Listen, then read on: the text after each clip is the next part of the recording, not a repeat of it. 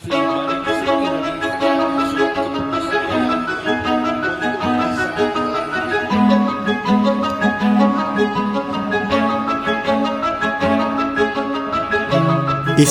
Nursi, pengamat politik dan ekonomi, berbicara soal benturan peradaban seperti yang dikupas Samuel Huntington pada era 90-an. Saat menjadi pembicara dalam dialog terbuka yang digelar di halaman Masjid Amanah, Buni Nagara, Kota Tasikmalaya, Sabtu 22 Mei 2021. Ihsanuddin menegaskan, inti dari benturan peradaban itu adalah benturan antara Islam dengan Barat. Menurutnya, untuk menjalankan agenda penghancuran itu yang dibidik adalah dua kekuatan Islam di Asia Tenggara, yaitu Indonesia dan Malaysia. Namun Malaysia mampu bertahan, sedangkan Indonesia tidak. Indonesia ambruk dikarenakan banyak pengkhianatnya. Kalau Malaysia bertahan, Indonesia ambruk.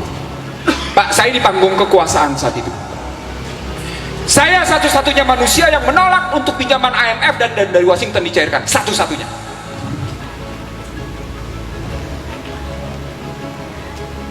Ini sejarah, Pak. Saya tidak sedang menunjukkan siapa saya. Buku saya lengkap soal ini, Pak. Tentang sejarah bagaimana Indonesia ditindas. Betapa Indonesia begitu banyak pengkhianatnya. Termasuk yang namanya mereka yang bergelar, maaf ya, subhanallah, astagfirullah, yang bergelar kiai.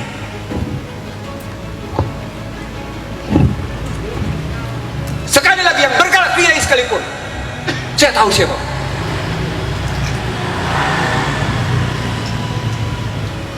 Buku saya menceritakan itu, bangsa terbelah. Sebagian orang tidak saya sebut, tapi dialah yang antara lain kaki tangan pengkhianat. Dipukullah Indonesia 97, ambruklah Indonesia,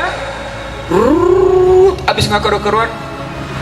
Saya bilang saat itu, kekuatan Indonesia cuma tinggal dua, TNI dan umat Islam. Cuma dua. Itu kajian saya 97-98, bukan sekarang. Dipukul TNI-nya, kembali ke barak dengan istilah reformasi TNI, balik dia ke barak.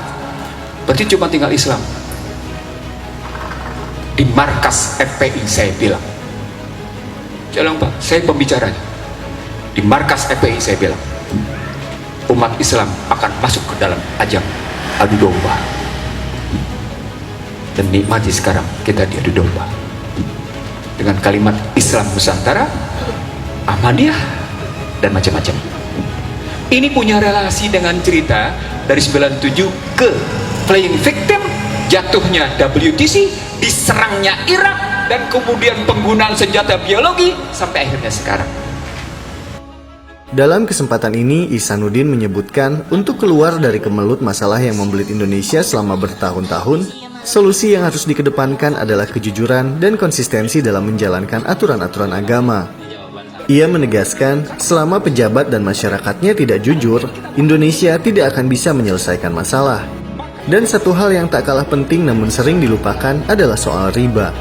Menurutnya, agar Indonesia bisa keluar dari kemelut masalah adalah berhenti melakukan praktik riba. Hampir seluruh dunia tidak ada yang tidak terkena riba. Pak, kalau riba tuh gimana konstruksinya?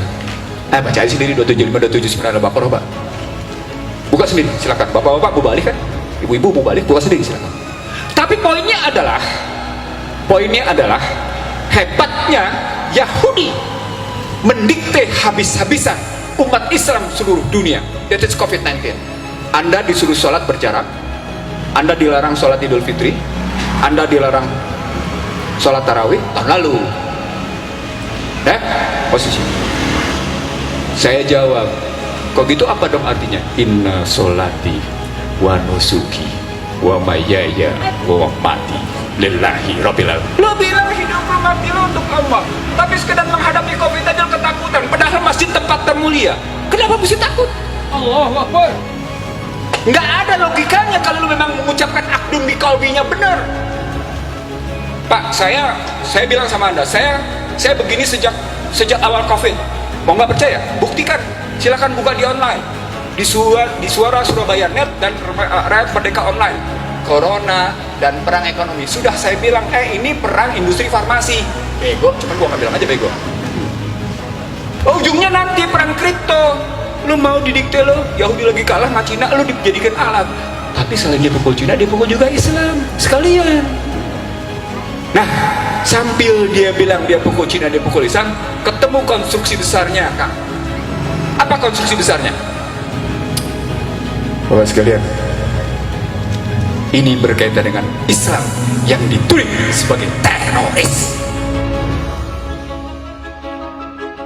Demi alif tak kutemukan ba. Ya Rob, tak ada hitungan berkah yang ingin aku pinta